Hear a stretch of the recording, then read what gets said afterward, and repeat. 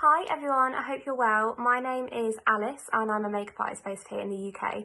I'm delighted that I've been asked by the team at Stand Together Glam Together to do a contouring tutorial. So the incredible team at Stand Together Glam Together are hoping to raise as much money as they can for some incredible NHS charities. These incredible charities are called NHS Together Charities and Scottish Care. So before we get started, a little bit about who I am. As I mentioned, I am Alice. I'm a makeup artist based in the UK.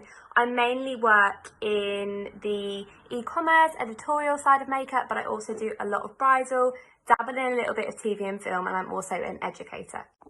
One of the main and for me most impactful ways that lockdown has affected me is the fact that at the moment I can't work. So I was delighted to be asked by the team at Stand Together Glam Together to do a video for you guys. As I mentioned, I'm an educator.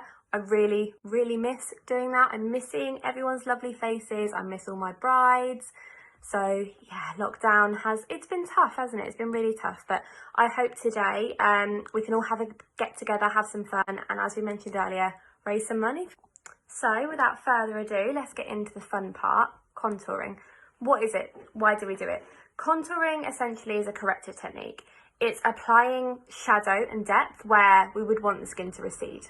So cheekbones, jawline, temples, we can contour the nose.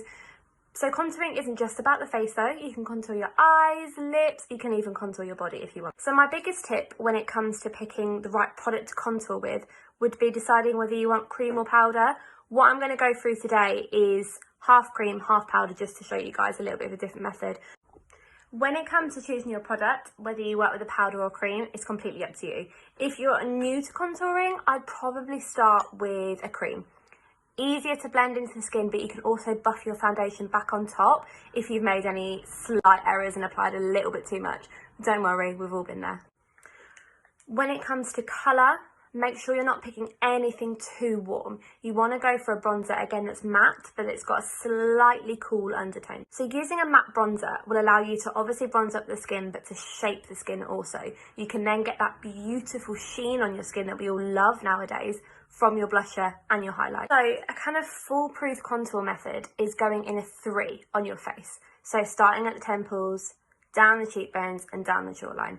Obviously in this video today, I'm teaching you how to contour my face essentially. Every face is different, but if you're a beginner, kind of going with that 3 shape is kind of the most foolproof method you can use. But I'm quite heavy-handed, so I just take the excess product off onto my hand first and then I apply that. It's so much easier to layer your products in small light layers and build up as you go, rather than getting that really harsh line of contour and then having to buff and blend away. That's where it can look a little bit muddy and messy. So just starting off and taking that product, lightly buffing it onto my temples, down my cheekbones here, and then back round to finish that 3 under the jawline. What I always do now is I take my brush that I applied my foundation with, and I just buff that over the top, just to make sure that's as well blended into the skin as possible. Good contour, you can't see. A question I get asked quite often as well, particularly by brides that love their makeup on their trial on their wedding day and want to sort of emulate it as best as they can, is where do I actually put my contour? I understand about the 3 shape, but where are my cheekbones? When you're applying your skincare, I think it's best to do with your hands. And what I always do, as well as I'm really plumping up the skin, getting the blood right to the surface of the skin to get that really beautiful plump glow, I'm also really feeling where your cheekbones are. So if we all have a little feel now, feel right at the edge of your ear and down, you can really feel where your actual cheekbone is. So moving on to the powder side. And today I'm just taking my bronzer. Again, it's a slightly cooler undertone. Ensure that you're blending back up into your hairline.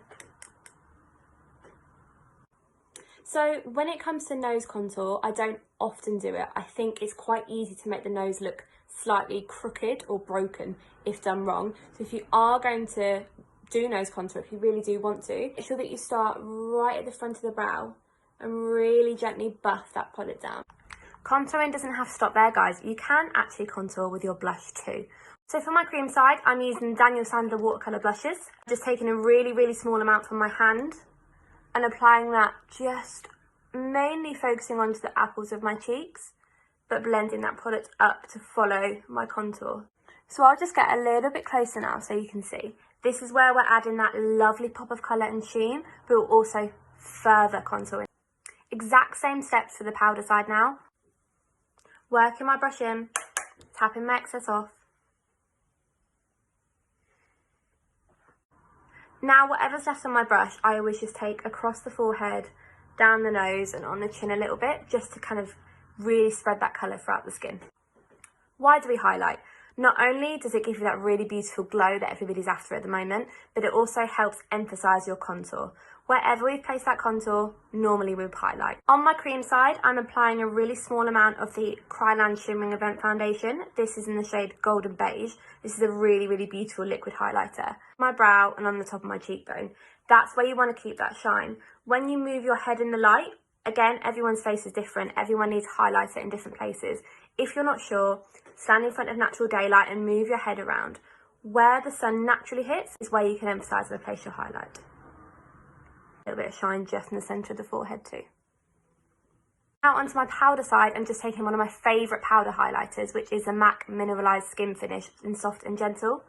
And I'm applying that in the same areas. Tip for applying a highlighter, make sure you haven't got one with too much glitter in it.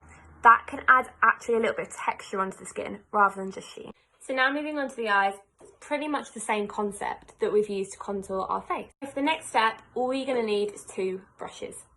One nice flat one and one nice fluffy one for blending. Taking a shade that has no shimmer to it, a nice matte shade that is a shade or so lighter than my skin tone. And I'm just going to place this all the way over the lid and blend that up to the brow bone.